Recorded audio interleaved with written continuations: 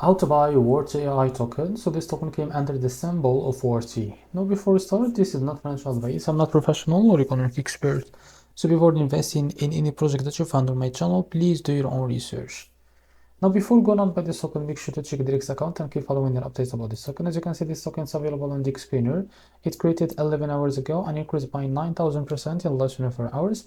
This token trending number 1 in the Solana section. To be able to buy this token, we need to go to Radium. Now after that, as you can see, connect your wallet. Select your wallet from here. I will use the Bitget wallet for example. After you connect your wallet, if you don't see your token here, go back to this token page on the screener and you can copy the token address from here and go back to Radium. Click here and paste the token address in the search bar. So after that, as you can see, this is our token. Click on our token and click on it again to be able to see it here. From the top, select the token that you want to buy with, for example, USDT, and here you can type how much you want to buy.